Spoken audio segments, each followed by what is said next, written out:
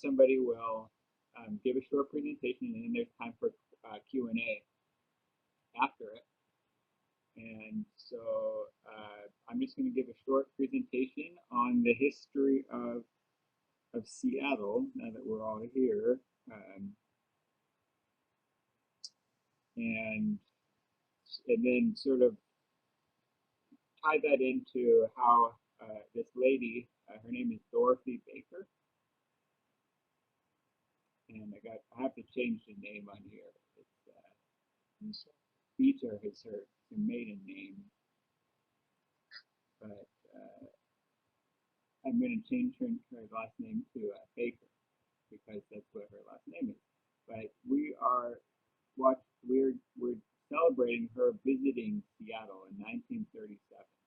And so in order to do that, I just want to give an idea of what was Seattle like here.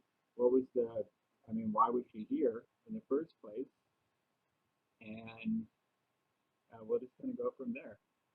And so you can see that she was right across the street here. I will say this evening, I'm going to be at a Chipotle, and hopefully they have Wi-Fi there. 1852, well, 51 was when Seattle was first founded. 1852 was when it was first founded, but the settlers arrived in 51. It was the Denny Party. So you have David, Denny, Lowe, and Terry was the first group of men, and they landed at Alki Point, which is right across the bay, and they started to build a little cabin there, and it was incompleted. So what they had to do that winter was, well, what happened actually was Denny had injured himself, and they were unable to complete the roof.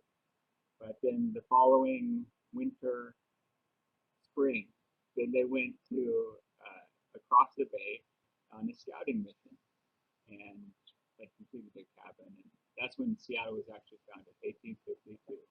Also, the same year that Baha'u'llah was in the Sea of Chal, from winter 52 through 53. And so sort of a tale of two cities, right? Right here's the Denny Party, and they were kind of the first people here, but then, as we all know, it didn't just stay like that. Now, Seattle is not the capital, Olympia is, but in order to get to Olympia, you have to go in a boat past Seattle.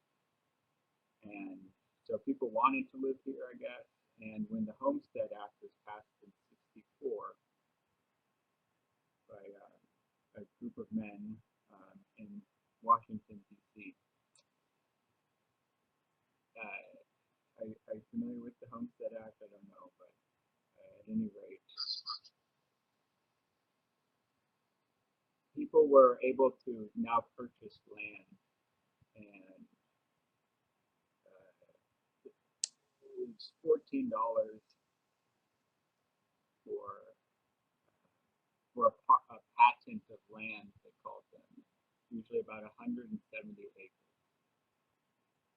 So you had to have some money in order to do it, but it was passed by Lincoln and a man named Solomon Chase was his treasurer. So they worked together to do the Homestead Act in 64. Now, this other man here, Seward, he was quite instrumental because he bought Alaska. And that was part of all the homesteaders in the 60s.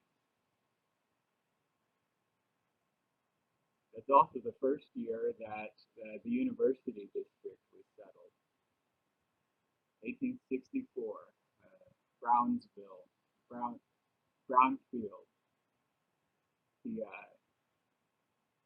He moved here. He bought the whole University District, or half of it, because it was split into two patents.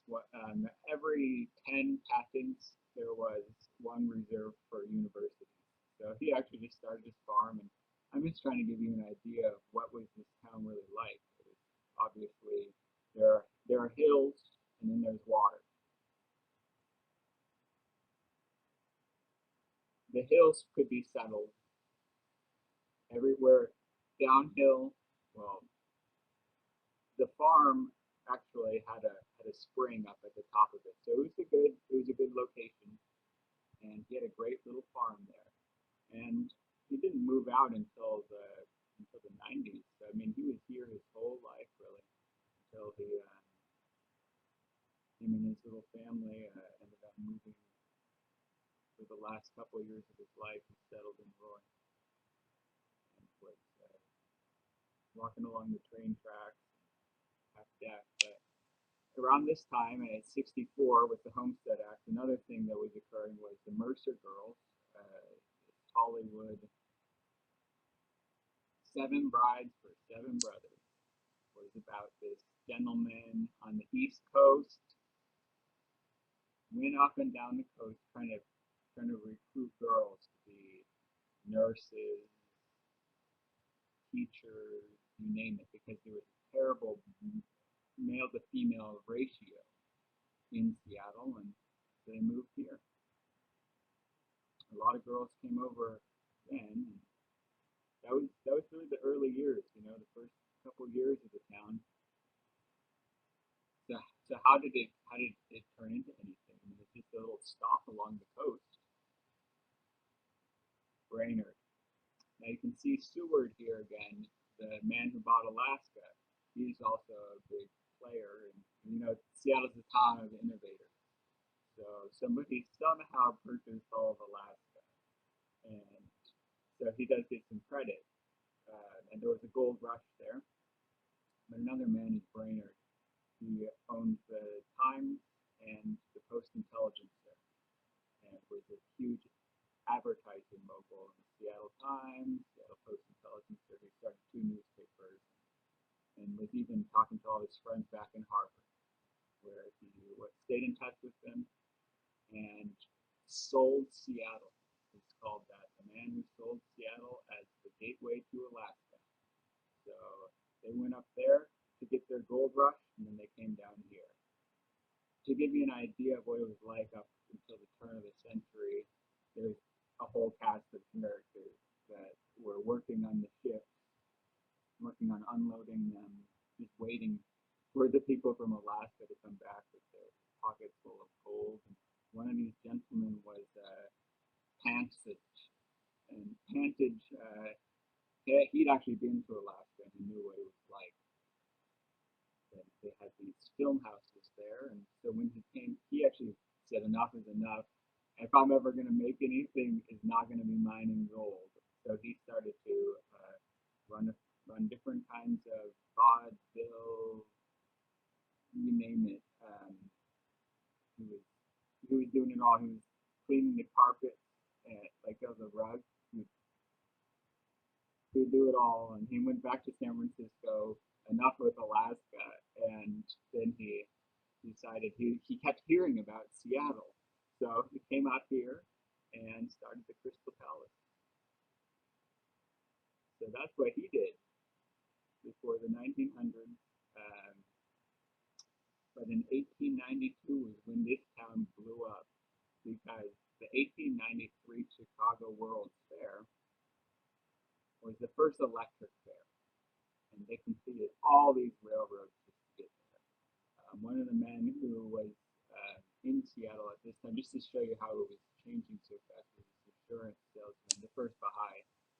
He was an insurance salesman, and actually was in charge of everything west of the Mississippi. But Seattle was really changing right around now. And 1890, sorry, was when this gentleman arrived. The hell's his name? Thompson, Reginald Thompson, a civil engineer, because Seattle was a mess. Every single winter, I mean, this is a town of mud. Everything is built on sawdust and mud.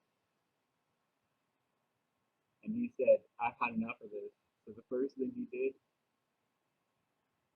was he was a civil engineer who was supposedly had no humanity left in him, and he dammed off a river. the Black River. He completely blocked it off, and the Black River usually will make all the drinking water clean going into Lake Washington, but he just blocked it off, and then the whole thing was fresh. He did that in the 1890s, and then he started what's called the Seattle Regrade in 1907, and the locks eventually. So that was kind of his crowning achievement with the locks. But in 1907, something else happened here. The same year that they were doing the Seattle Regrade, which I'll show you some pictures of. But that was when Ida Finch was the first Baha'i in Seattle. And just to give you an idea of what it was like in Seattle during this time, this is a real picture. Can you see? It looks like a moonscape. This is called the Seattle Regrade.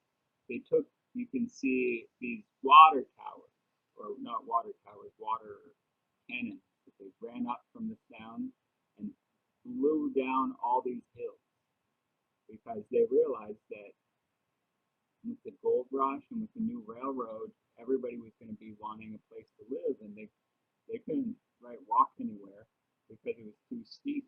Everything was too steep, and so they kept some of the rail lines in, but they blew off all the mountains, and here's the whole town was changing. Pantage, you got a new theater, and they were getting acts in from all across the country. He unblushingly named it Pantage Theater. So okay, here's a little summary, I guess. I don't know. Anyway, this is kind of fun. There's Spielberg. Spielberg's Lincoln. There's Brainerd. Uh, the whole cast of this. That's the civil engineer. So how did Dorothy Baker end up in here? This is her grandma. Real short life history. 1840. She's born. 1860. She has a near-death experience, and her heart stops, and she's staring at the corner and sees a man in a white turban and a white flowing robes, and he tells her, "Now's not your time. You still have a big lot of things to do if you live." And she told that story a lot of times during her life because she was from 1860s all the way up until 1898 when she found the Baha'i faith. Actually, kind of a sad story because somebody gave her a prayer on a little piece of paper, and then she really loved the Baha'i faith, and then she got hit by a train, and she was in the hospital. And then when she got out, she decided to investigate the Baha'i faith, and she was one of the first believers in the U.S. And her daughter, or granddaughter, Dorothy Baker, they lived in Lima, Ohio. Uh, they actually met Abdul Baha when he visited the U.S. in 1912. They there to San Francisco, and Abdul Baha was actually going to visit here, but then he said too much traveling, and he went to LA instead to visit Thornton Chase, who died that year. Really just tragic times, but that's kind of the story of. She was appointed hand of the cause in 1951, but before that, when she was in her teens, she was 14, and her grandmother took her to meet Abdul Baha when he was in the U.S. And when she was just a little girl, and she did not say anything. She just sat on a little stool next to him, and uh, and 3 days later, she wrote to Abdul Baha and said, "I really want to be a Baha'i." And so he rang up her mom or her grandma or whoever she is, Ellen Beecher. That's her name. Abdul Baha called her up and said, "I want you to teach this girl," because 50% literacy at that time. I mean, so she sat down and read with Dorothy Baker every day, and she really learned good study habits. Thornton Chase was scooting up around the coast, and Ida Finch, here's the first black believer in Seattle, 1920s. Uh, Mount Oliver Roberts. He was part of like the 4 or 5 in 1920. And in 1921, Louis Gregory visited Seattle and was here for 8 days. And he gave 2 to 4 talks every day he was here. And he brought in, I don't know, there's a large black Baha'i community here now because of Louis Gregory. And here she is. She loved it, Dorothy Baker. She loved this picture her whole life, her in her 30s, right around when she visited here. And she would work so hard her whole life. Every day she was studying and teaching children too, and giving presentations. And she was so proud of herself for giving these presentations. And one day, Louis Gregory was in town, and she was really nervous because he stayed after her talk, and she really respected him. At any rate, he was there after the talk, and she was kind of pretending to go through her papers. Oh, and my note, um, she was pretending to go through her papers, and and she thought, she said to him, what did you think of it? And Louis Gregory said to her, you thought it went really well, didn't you? And then Louis Gregory told her, the minute that you think you're doing anything for yourself, you're actually doing it for Baha'u'llah. And the minute you get in the way of it, you're not doing it anymore. And so she was she was enlightened at that point and really devoted the rest of her life to teaching. And that's when she started traveling around. And but before she started traveling, she was approved for pilgrimage to go to Haifa. A lot of people like Thornton Chase had gone there in 1909, and so she kind of heard about it. Ida Finch went there also in 1912. I think she heard about it through Thornton Chase, and they all went. And she really wanted to go on pilgrimage. She was approved when she was like 20, but then she got approved again when she was 37 in 1935, and she said, "Hey, Shoghi Effendi, I do not think that my husband has enough money. What should I do?" And Abdul Baha said, "Why don't you just go teach instead?" And then she was elected to the NSA, the first woman to serve as their chair. And she just stayed in the U.S. and traveled around, and she held the race unity conferences at over 1,800 colleges across the U.S. It was kind of her passion was in 1937 through, and you can imagine what it was like before civil rights. She was going all over the place, and that's kind of her story. Ended up actually being part of the 10-year crusade, and went to Central South America in 1940s through the 50s. That's where she went on her pioneering post. Like most Baha'is, she died at her post. That's really the story of how she ended up here in 1937. And we're so honored to have her here. So if there's any questions about the founding of Seattle or Miss Dorothy Baker, happy to answer any questions.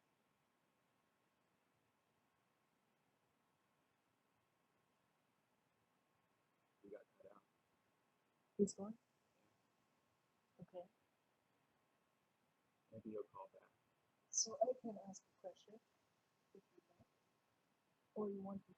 No, I'd love to have a question. Here, I'm done with